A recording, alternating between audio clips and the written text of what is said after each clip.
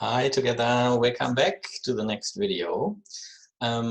Probably most of you have seen already that I uploaded the last video on the principles of social science and research, and this will be the last video input on the principles of PRA before we will then really shift to the next section and talk about all the different methods which are used in participatory approaches. So let's get started with the presentation. Here we go. So yeah, as I said, today's session will be about principles of participatory research, which are really important because they are in essence the core, one of the biggest part of participatory approaches. Maybe one might think that in particular the different methods and tools which are used are the unique character of participatory research, but indeed it's the principles and the way how we approach people in our research activities and how we deal with the participants. So that's why this section is quite, or this part is quite important when we do participatory research. All right, so this kind of brings us back to one of the first input sessions about the question of ownership and so on.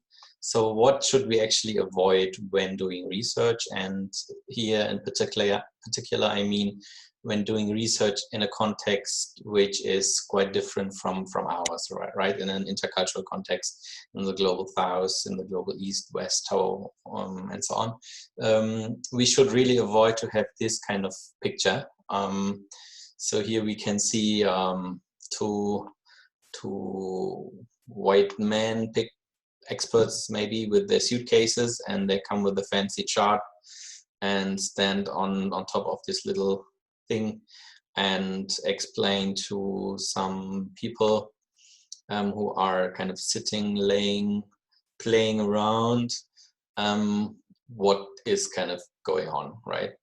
And this picture also stands a bit for this intercultural view for the question, the othering, and what has been also criticized in the Orientalism discourse, that very often we see the exotic, special, whatever. It's not always the negative view we have, but it's a very special view. It's a very often quite unrealistic view of the people we engage with, especially the furthest or the most they are different from ourselves. Yeah, also with regard to that, I think it's really important to also think about our language. What language do we use, right? So very often we have specific languages, like people in the global south usually live in huts.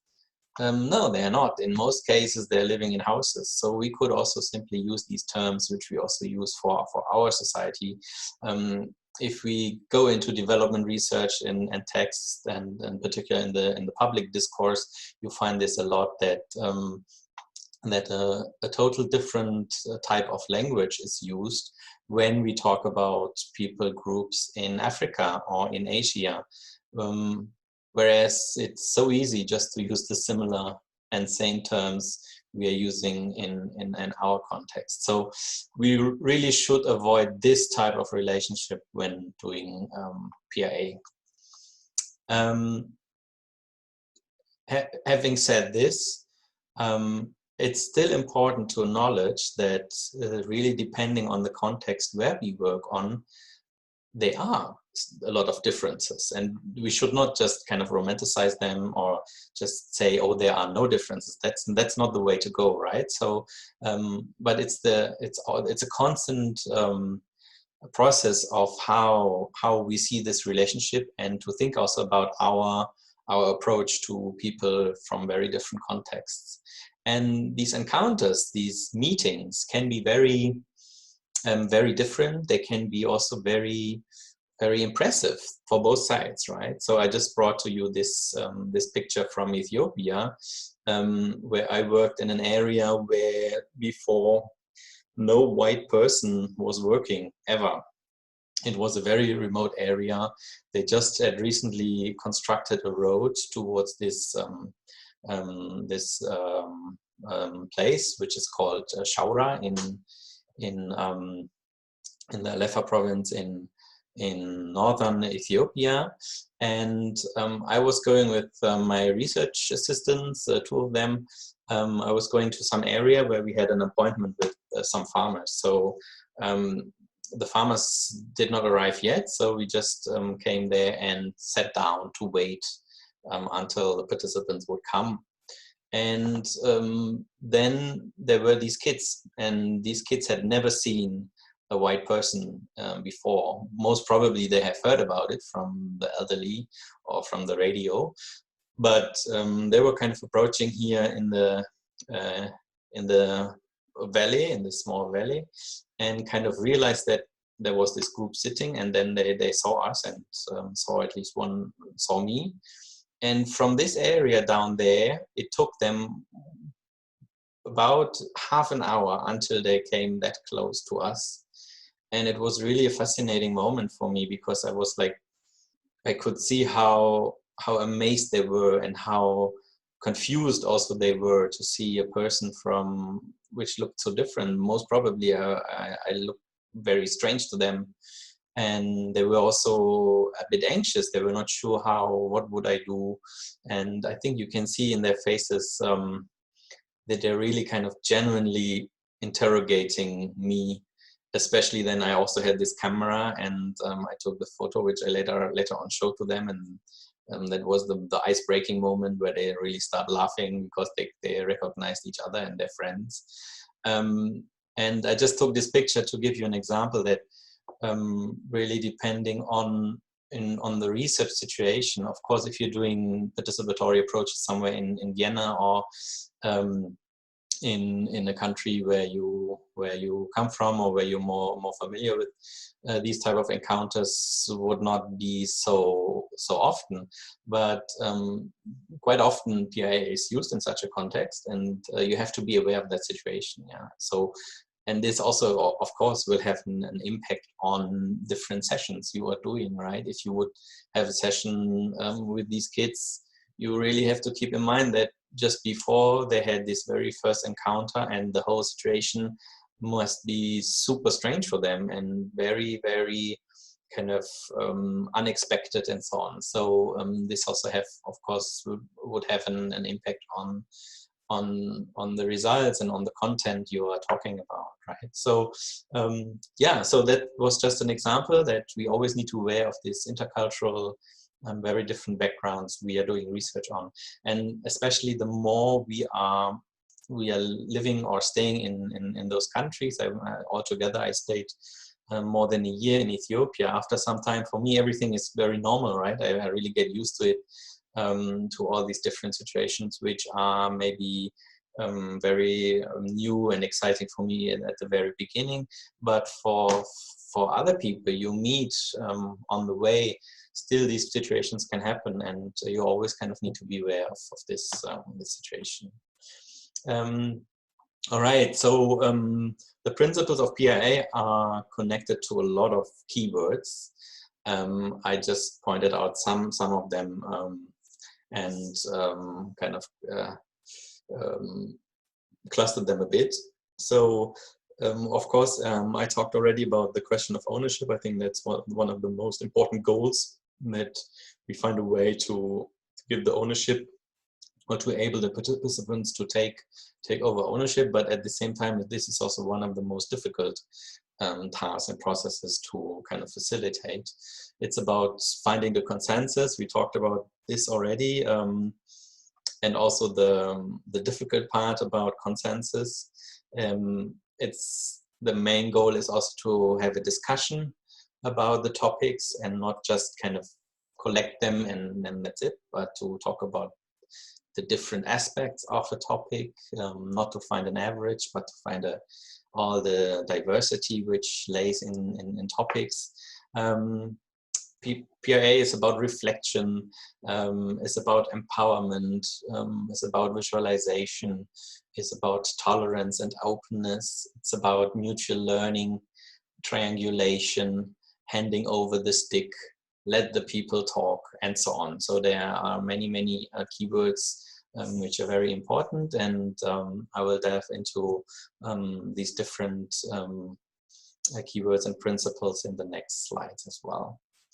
Yeah, in this slide, if I would have only one slide kind of to explain the principles of PRA, it would be this slide, PRA in a nutshell. PRA very often is understood as a kind of set of methods, different methods where a lot of people engage with each other. But if we would understand participatory research only at these methods, this would be really a curtailing of all the potentials and all the core aspects of PRA. PRA is a set of behavior and attitudes which are very important, and sometimes we have to remind ourselves about these attitudes. So the longer we are doing PRA, the more we are kind of incorporating these behaviors and attitudes, and it becomes sort of a routine where again we have to be careful in order not to lose our openness and awareness to new issues or in general issues. And the last point is the question of sharing of knowledge, sharing of information, where we'll talk about also in the next slides as well.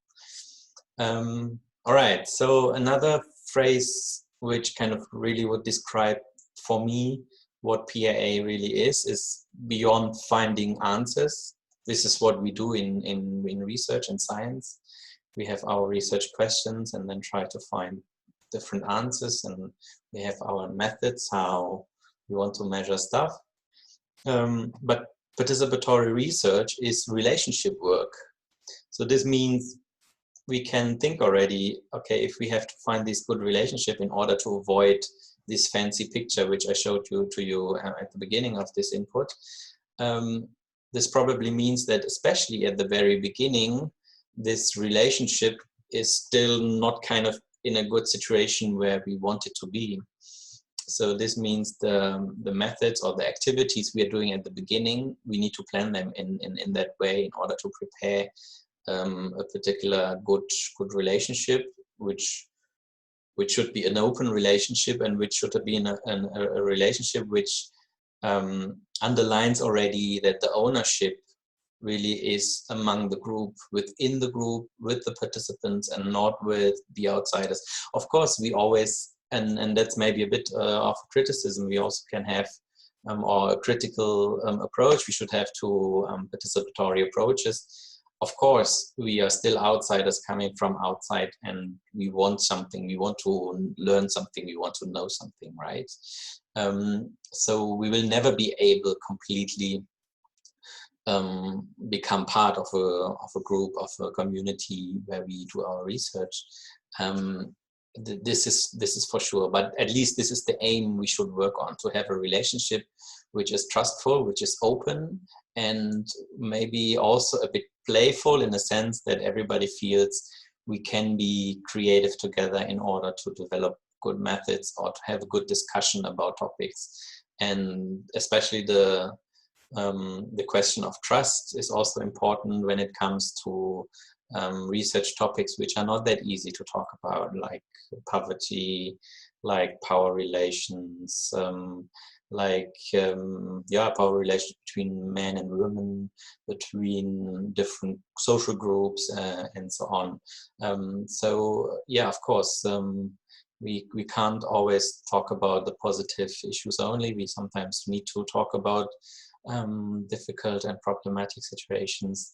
So that's why this trust relationship is very important. But I think all of you can already imagine, if you just think about how can we reach such a trust. You know it from your peers, from your family, from your friends, and so on. You know that this kind of thing really needs time. So when you are having some research question where you know already, okay, this is maybe a most difficult, or this could be a difficult a topic to talk about, I highly would recommend to plan those activities really at the end of your research. That's how I always do it. In particular, all the question about, for example, in my PhD research, I had some questions about remittances and how much money migrants would send back home and how this money would be used. And in the context of Thailand, I knew already that talking about money in some other societies, it really depends on the social group and the context. In some areas, it's not that the big issue to talk about income and money. For example, in Ethiopia, it was a very normal topic where people would talk about all the time. Everybody would know about who earns how much and so on.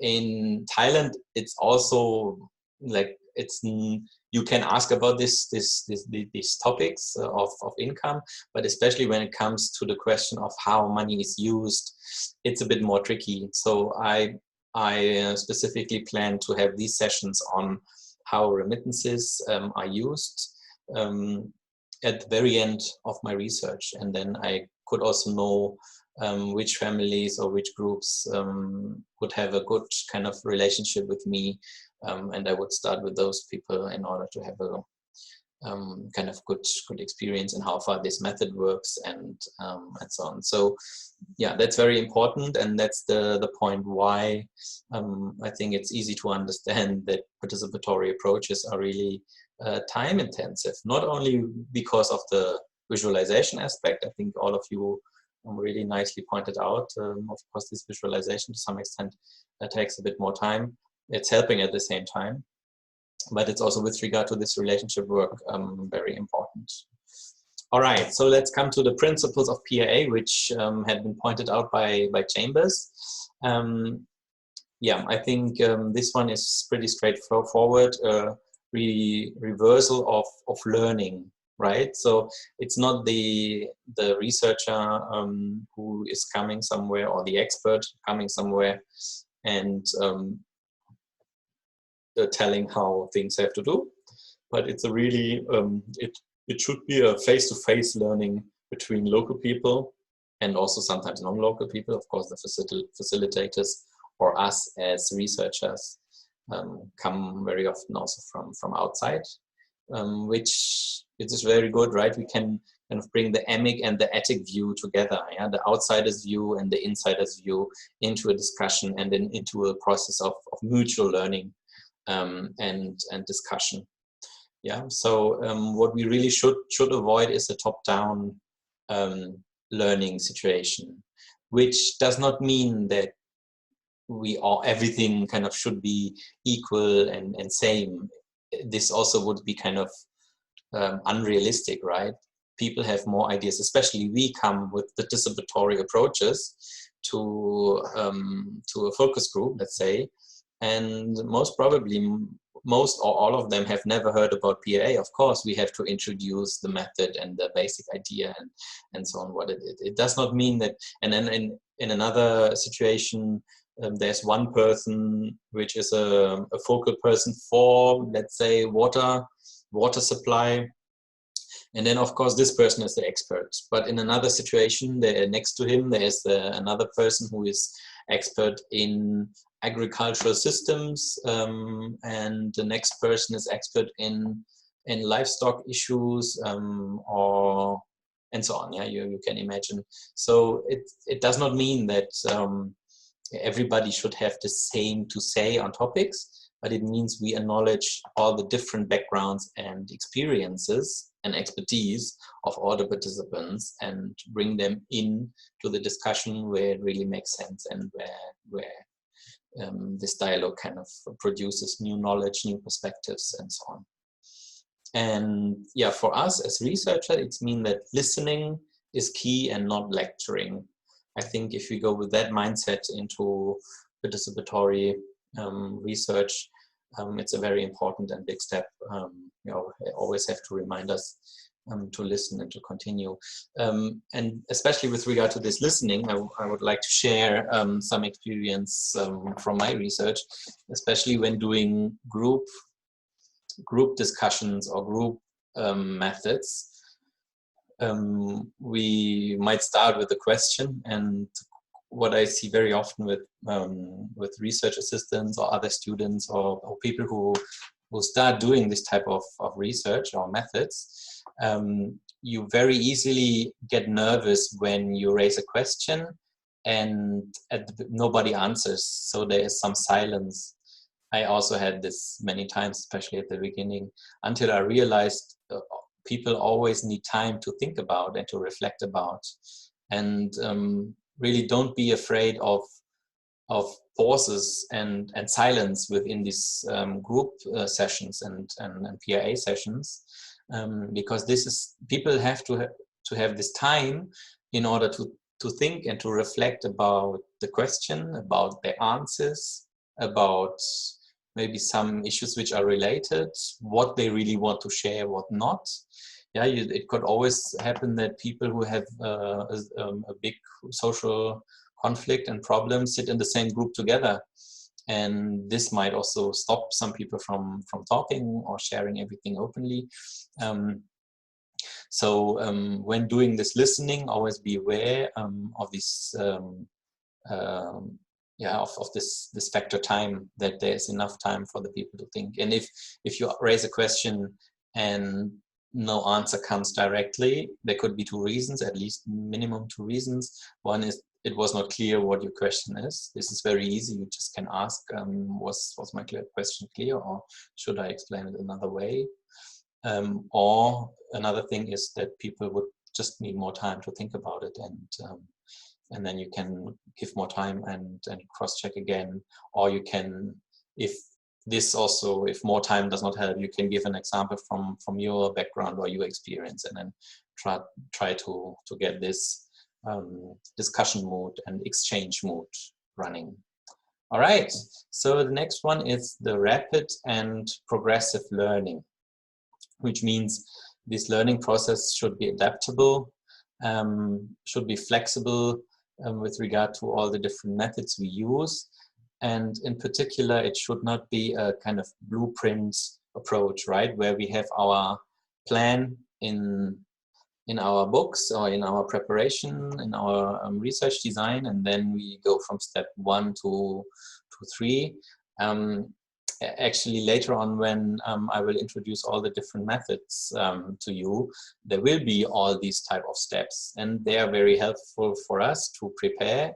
But it's actually very important to have this flexibility to adjust these steps in case it doesn't make sense, or quite often the groups would come up with their own steps, and so we have to be we have to be open with regard to that.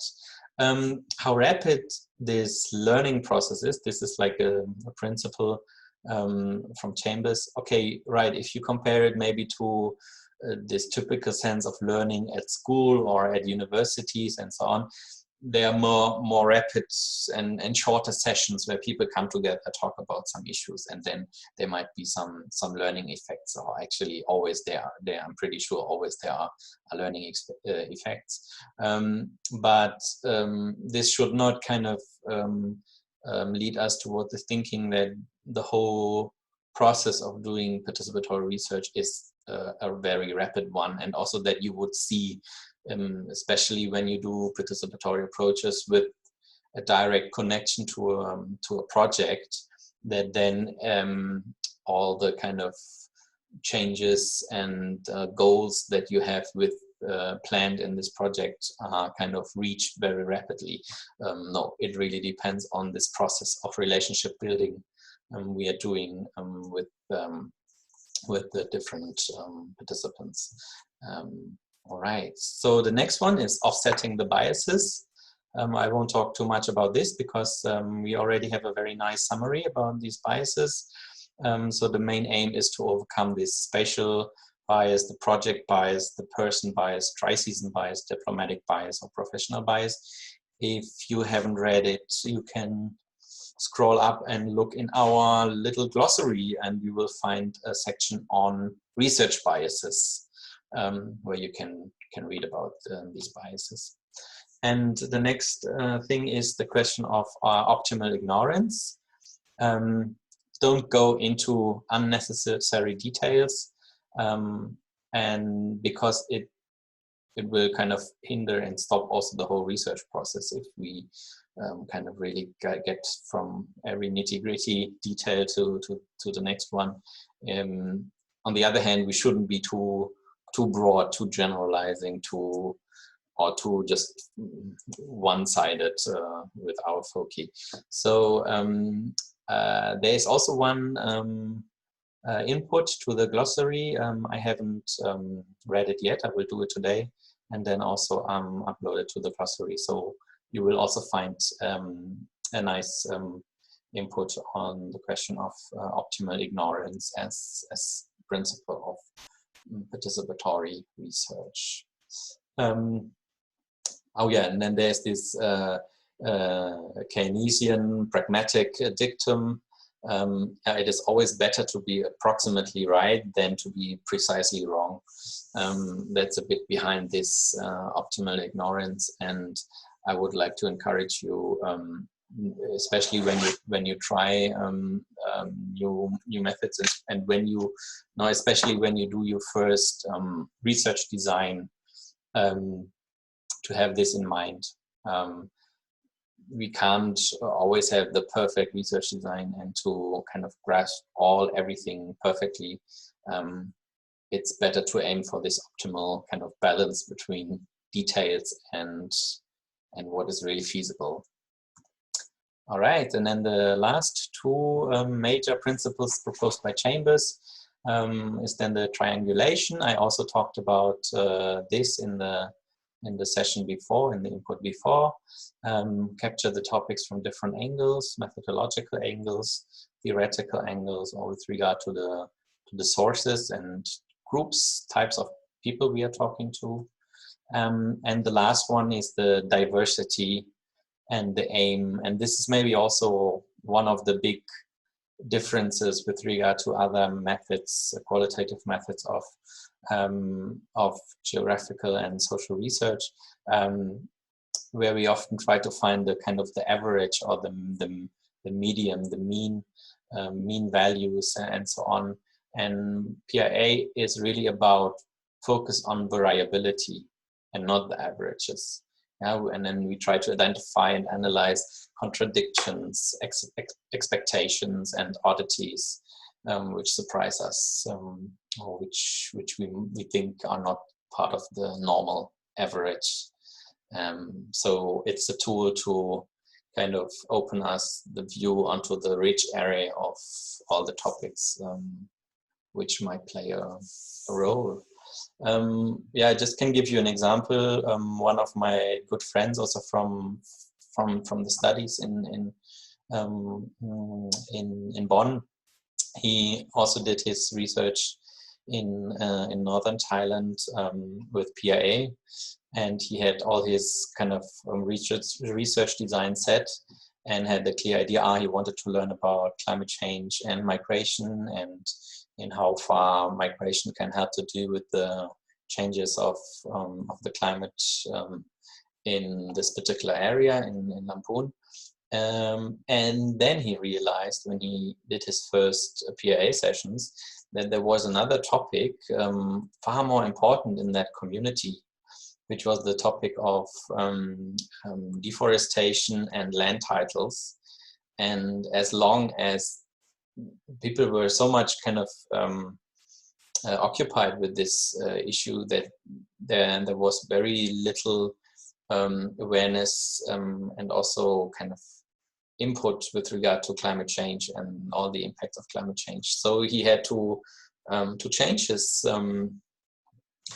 research design, and this very often can happen while doing research. And of course, if you're doing your master thesis, then and you realize, okay, there is somehow one topic which we kind of came across because of these PRA methods, then it's very important always to talk back with the professors or the research groups where are you doing your master's thesis, and to cross-check. But yeah, this really sometimes can happen, that you have your research questions and goals in mind, and then you realize that something else is far more important in that community or in this project, and this might change your whole research. And sometimes it really does make sense, because we were not aware of a certain topic, which at the end is really super essential and explaining a lot of questions which we maybe also initially wanted to explain, but we were not aware of all the different yeah, toki or topics that are relevant. All right, so beside these general principles, there are also some behavioral principles of PRA or participatory research. One of them is handing over the stick. We do have also some contribution, I think in Rachel's contribution about PLA. There's a short section on it. So the basic idea behind this handing over the stick is that holding the stick in a similar way, like in the very first picture image I showed you, someone is explaining something at this fancy plan at the tree. Holding the stick is a sign of dominance and control. It's actually not just a sign. It is the dominance and control where that person is talking and or showing something. But the stick can be very different things, right? The stick can be also the pen, or it can be some stones you lay on a sheet in order to do a ranking or something. So the stick can be many different things, and the aim should be to enable participants to take over the control of the whole process and everything that follows out of these out of this research process. So sometimes, I mean, I guess if you would just transfer this situation, we go somewhere and we have a group of participants, and now we want to do our seasonal calendar. And the general situation is if somebody comes and have this first initial idea to do something, we would think, okay, now this person is in charge and is in lead. So people would come and sit wherever you have your area where you want to do your seasonal calendar, and then the participants usually would sit there and first, of course, watch what is happening, and then you would introduce your aim and goal and the steps and so on, and then you really have to kind of work hard, work towards this process of handing over the stick, really giving the pens to people or whatever you're using, the materials, in order to allow and enable this this process, right? And the outsider or the facilitator only initiates this process of gaining the ownership of this different methods. Yeah, right. What I just said before, when we transfer that situation also to a seminar, right? When we, as a student, we usually also would just sit and then wait, okay, what is the lecturer doing it? So PRA sessions should not be in a seminar style. They really should be in a, and that's really difficult because we come with this mindset into a seminar or into a meeting or whatever. There are some people who invited us, and so those people would kind of lead through the program. And for a PRA session, you still have this element, you invite, and you at the very beginning you set clear the program, or you kind of talk about the goal where the whole group want to come together, and then the whole process through this principle of handing over the stick should be given to the group. The problem is if we have a very specific goal or aim in mind and we want to have them somehow there, on the one hand it's not very scientific, because we want to have this qualitative openness. It would guide too much if we are too narrow and giving the path how to go too narrow. People might be afraid of doing something wrong, because then there is this idea that this way is the right way and this is the right goal we have to reach, which is in itself wrong, the wrong way of doing it. It's not participatory.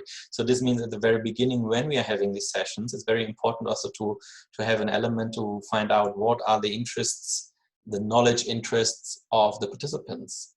And that's something, for example, with regard to my research, that's something very long time I did not realize, because I was so much, okay, I have this research project, and for example, in the case of Ethiopia, we have to learn about the different impacts of climate change and so on. So I was very much focused on these research questions, and only at the very end I had these elements where we could also talk about the interests of the participants. That's maybe something which I really would like to encourage you to do at the very beginning, also to see. Of course, there should be, because we are having also our research agenda, there should be a certain focus, but within that focus, there should be liberty and freedom to, there should be freedom to integrate interests also of the participants. And then like this, you can also kind of encourage this handing over the stick and the ownership of the whole process. Yeah, and then with this photograph, also from Ethiopia, I want to emphasize that this also very much depends on in how far you can hand over the stick. Very much depends on the situation, also on the context, right? For example, in Ethiopia, there are in the society very strong gender inequalities. So if you would have mixed groups, which on the one hand might be a good idea, right? Because you kind of could get both perspectives, the perspectives from women and the perspectives from men, into a discussion and a dialogue. But in Ethiopia, it doesn't work. So if you have mixed groups, women usually would not talk, and the men, because this is culturally so much deep inside society, the man would take over and then explain how the situation for women are, what are the typical problems for women and so on, which really doesn't make sense, right? So, and this was the group where we only had women, and the good thing is we had this appointment this was a very, very small settlement, which was also very, very new, and it was a settlement next to the road construction in the same area where I talked before. And so basically all men who lived in that settlement, they were working for this road construction company. So they were, at daytime, they were working on the road construction, so several kilometers away.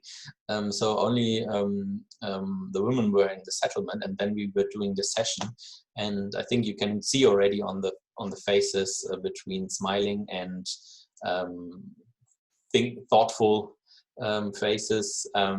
The only men you can see here, one is Adarajo and the other one is Mikias, my two research assistants, and me also, of course. All three of us would be men. Of course, we have to think about that this certainly also had an impact on the results to some extent. But in this case, it really worked that this group kind of was a good size of group, and there were no of the men who were living there. And so it really turned out to be a very long and lively discussion. It was a lot of fun, this session. I still remember it. It took very long.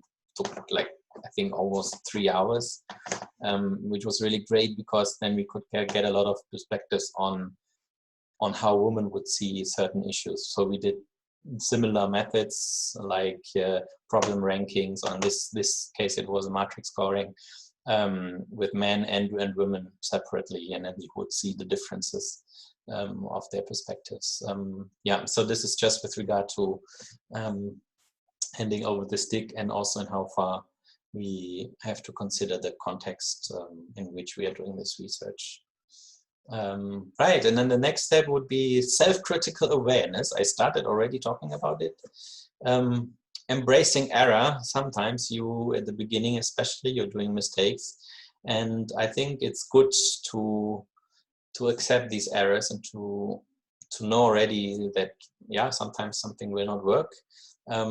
And then in the sense of failing forward, you think about how you can change the situation which is causing problems. Always be aware also that we tend to have a dominant behavior, because we yeah, we are also very much trained to do so in school already, in universities. We have to present ourselves, we have to do our marks and so on. That's a typical Western mindset, which in some societies and social groups is not a very typical common way of behavior. And it's very important to constantly reflect on our own behavior and attitudes. Right, and then the next behavioral principle is use your best judgment in all circumstances. I think that's pretty clear, pretty straightforward. And then the aspect from stealing to sharing of information and ideas. I talked about this already in the previous inputs. It's still very important. But what I very often see is that this is done, this whole area of sharing. If you remember the first slide in a nutshell I showed to you, methods, attitudes, behavior, and sharing. What I very often see, and to be honest, sometimes it also happens in my research, because we still face a lot of time constrained issues in research projects, which is a result of this very tight scheduling in academia and at universities, that this sharing is kind of done quite rapidly and quickly. And I think it's always this extra work you have to include, and this extra effort. And one thing I realized, which is kind of interesting and good to do, is for example, even if you're just doing this public publications and so on, to do the analysis or some content work already, which you want to integrate into your publication, and to feed that back into normally you would not be able to go back to the same group and cross-check it with them. But there might be some actors of the villages or the project area where you're doing your research, and then to kind of cross-check your interpretations, your analysis. It's actually one process you do already at the end of each PRA session, but to do that again once you are producing something. And another thing is also to think about in how far, and ask people in how far they might be interested in being co-authors of a report, or being co-authors of a publication, or being co-leaders in developing a knowledge platform, which might be online or different other ways. Of course, you can also share village maps you did, or resource maps you did. This is maybe the easiest way to give something material back. Very often it's also that research projects kind of produce, they have their reports and also leave some reports with the communities.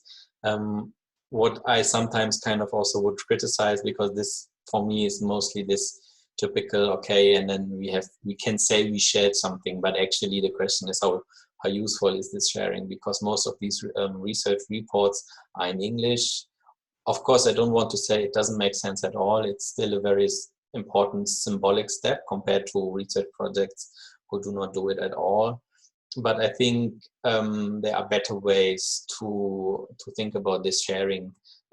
For example, to really then at least to make the effort to translate the report into the language that where you were doing your research, so that the people really can read and do something with that report, or in other ways to find a way to really involve them in publication and or different sorts of formats and products which can come out of the whole project. So I really would like to encourage you not only just to share some of the materials you gathered, but really to kind of, maybe you have this extra time and something really wonderful can come out of this situation, and then you can pool your different qualities and expertise. Yeah? It does not mean that people from a village will have to be able to completely to write everything in English, the scientific writing. No, that's not, of course, that's not what they learned, and that would be really strange. But maybe then there are other ways to integrate it, right? So once I had, in Ethiopia, for example, I had one guy who was interested in what I was doing, and he later on wrote a poem for one of our publications, which then I added into the publication. The poem from this guy, it was about climate change and the question of responsibilities. So it was kind of a poem at the same time, also a message to people from industrialized countries, which I liked. I thought that was a nice way also to acknowledge local perspectives, or not local perspective. This man actually was very globalized, because he worked in Sudan, and was quite thoughtful. But to integrate these different perspectives, and that's something we should not just think of at the very end. And now we have to do this sharing. But I really would like to encourage you to take a moment when you start doing your research, to have this open eyes and ears, and think about how this sharing could look like, and that it's in a way that really makes sense. Okay, and then those are some very quick last behavior principles I would like to point out. Is, if you're doing this, don't rush. So when you're planning for your master thesis, I've seen people just going somewhere for 2-3 weeks. I would say, if you are able to take a bit more time, of course, it's also a financial issue. So we always need to keep that in mind. But it's by far better if you can take 2 or 3 months to do research, if you do it participatorily, compared to just a few weeks, because you already need 1 to 2 weeks just to arrive in a community and to kind of nose around and kind of get all these different impressions, what is going on, and maybe also new ideas how to adjust your research.